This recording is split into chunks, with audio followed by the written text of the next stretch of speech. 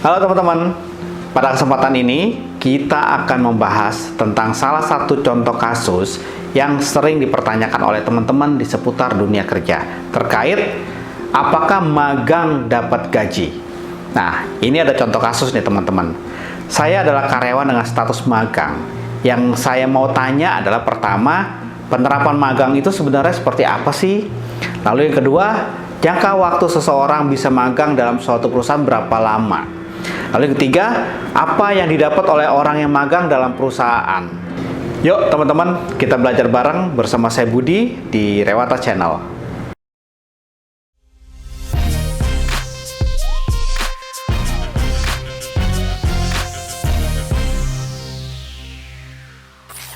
Teman-teman, aturan tentang magang atau pemagangan di Indonesia diatur dalam Undang-Undang Nomor 13 Tahun 2003 tentang Ketenagakerjaan dan perubahannya beserta peraturan pelaksananya.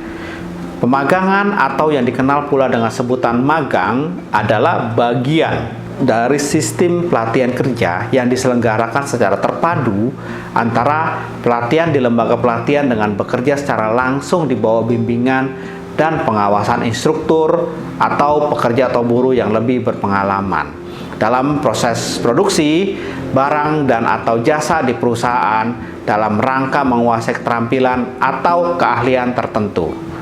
Pemagangan dapat dilaksanakan di perusahaan sendiri atau di tempat penyelenggaraan pelatihan kerja atau perusahaan lain baik di dalam maupun di luar wilayah Indonesia. Untuk pemagangan yang dilakukan di luar wilayah Indonesia harus memperoleh izin dari Menteri Ketenagakerjaan atau pejabat yang ditunjuk. Selain itu, penyelenggara pemagangan di luar wilayah Indonesia tersebut harus berbentuk badan hukum Indonesia. Pemagangan dilakukan dengan perjanjian tertulis antara peserta magang dan perusahaan yang minimal memuat ketentuan tentang pertama adalah hak dan kewajiban peserta dan pengusaha, serta jangka waktu pemagangan. Jika pemagangan tidak dilakukan melalui perjanjian pemagangan, maka pemagangan tersebut dianggap tidak sah dan status peserta berubah menjadi pekerja perusahaan yang bersangkutan. Aturan pemagangan yang dilakukan di dalam negeri diatur dalam Permenaker Nomor 6 Tahun 2020 yang dapat menjadi peserta pemagangan dalam negeri yaitu pencari kerja atau pekerja yang akan ditingkatkan kompetensinya dengan pemenuhan syarat. Yang pertama adalah usia paling rendah 17 tahun untuk pencari kerja. Jika berusia tepat 17 tahun, harus melampirkan surat persetujuan dari orang tua atau wali. Lalu, sehat jasmani dan rohani, dan lulus seleksi. Seperti yang telah diterangkan sebelumnya, antara peserta pemagangan dan perusahaan dibuat perjanjian pemagangan secara tertulis yang memuat hak dan kewajiban peserta magang, hak dan kewajiban penyelenggara pemagangan, program pemagangan, jangka waktu pemagangan, besarnya uang saku. Nah, perjanjian pemagangan tersebut harus disahkan oleh Dinas Ketenagakerjaan Kabupaten atau Kota setempat dengan melampirkan program pemagangan. Pengesahan tersebut harus sesuai dalam jangka waktu minimal 3 hari kerja sejak tanggal permohonan pengesahan disampaikan ke dinas terkait. Berapa jangka waktu untuk pemagangan dalam negeri? Nah, merujuk pada pasal 5 ayat 5 Permenaker Nomor 6 Tahun 2020, jangka waktu pemagangan dalam negeri dibatasi maksimal 1 tahun. Oke, teman-teman, kita coba lihat di sini pemagangan di luar negeri. Jenis pemagangan kedua adalah pemagangan di luar negeri. Pasal 1 angka 1 Permenaker Trans Nomor 8 Tahun 2008 mendefinisikan pemagangan di luar negeri adalah sebagai berikut. Pemagangan di luar negeri adalah bagian dari sistem pelatihan kerja yang diselenggarakan secara utuh dan terpadu di Indonesia dan di luar negeri oleh lembaga pelatihan kerja dan perusahaan atau instansi pemerintah atau lembaga pendidikan di bawah bimbingan dan pengawasan instruktur dan atau pekerja yang lebih berpengalaman dalam proses produksi barang dan atau jasa dalam rangka menguasai keterampilan atau keahlian tertentu. Pemagangan di luar negeri dapat diselenggarakan oleh lembaga pelatihan kerja swasta, perusahaan, instansi pemerintah, dan lembaga pendidikan. Dalam hal ini, kami akan mencontohkan pemagangan luar negeri yang dijalankan perusahaan sesuai dengan pertanyaan teman-teman tadi pada kasus tersebut.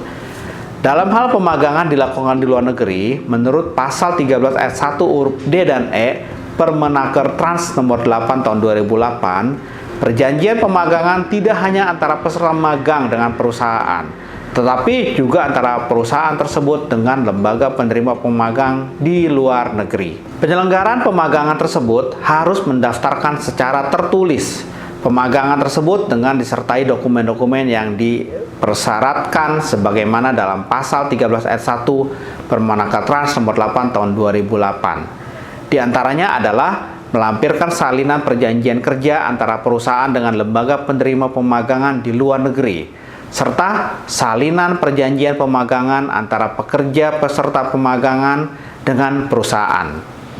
Pendaftaran tersebut harus diketahui oleh Dinas Tenagakerjaan Kabupaten atau Kota, kemudian disampaikan kepada Direktur Jenderal yang bertanggung jawab di bidang pelatihan kerja di lingkungan Kementerian Ketenagakerjaan. Nah, teman-teman, adapun syarat peserta pemagangan di luar negeri bagi perusahaan yang menyelenggarakan pemagangan adalah sebagai berikut nih teman-teman. Yang pertama adalah berstatus sebagai pekerja di perusahaan yang bersangkutan. Lalu yang kedua, persyaratan lain sesuai dengan kebutuhan program. Lalu, bagaimana ketentuan jangka waktu pemagangan di luar negeri? Sepanjang penelusuran kami, ketentuan jangka waktu pemagangan di luar negeri tidak diatur secara spesifik. Namun, dalam penjelasan pasal 22 ayat 2 Undang-Undang Ketenagakerjaan disebutkan bahwa jangka waktu pemagangan bervariasi sesuai dengan jangka waktu yang diperlukan untuk mencapai standar kompetensi yang ditetapkan dalam program pelatihan pemagangan. Nah, teman-teman, apakah magang digaji? Lalu, untuk menjawab pertanyaan pada kasus tersebut, apakah magang digaji? Jika magang digaji, berapa besarannya? Sebelum menjawab persoalan apakah magang digaji, secara hukum, hak-hak yang diperoleh oleh peserta pemagangan dalam negeri yaitu pertama memperoleh bimbingan dari pembimbing pemagangan atau instruktur. Lalu memperoleh pemenuhan hak sesuai dengan perjanjian pemagangan. Memperoleh fasilitas keselamatan dan kesehatan kerja selama mengikuti pemagangan. Memperoleh uang saku. Lalu diikutsertakan dalam program jaminan sosial dan memperoleh sertifikat pemagangan atau surat keterangan telah mengikuti pemagangan. Sedangkan peserta pemagangan di luar negeri berhak untuk mendapatkan uang saku dan transportasi sesuai dengan perjanjian antara si pekerja dan penyelenggara pemagangan. Lalu mendapatkan perlindungan asuransi kecelakaan, kesehatan, dan kematian yang preminya ditanggung oleh penyelenggara pemagangan. Mendapatkan fasilitas keselamatan dan kesehatan kerja selama mengikuti pemagang. Lalu mengikuti uji kompetensi untuk mendapatkan pengakuan kualifikasi kompetensi. Lalu mendapatkan sertifikat apabila telah menyelesaikan program pemagangan. Jadi, menjawab pertanyaan teman-teman mengenai apakah magang digaji, secara hukum hak peserta magang bukanlah gaji, melainkan uang saku yang besarnya sesuai dengan yang diperjanjikan para pihak dalam perjanjian pemagangan. Oke teman-teman, sampai di sini dulu waktu kita untuk belajar bareng. Semoga hal ini bermanfaat untuk kita semua. Sampai jumpa lagi di sesi berikutnya bersama saya Budi di Rewata Channel. Terima kasih.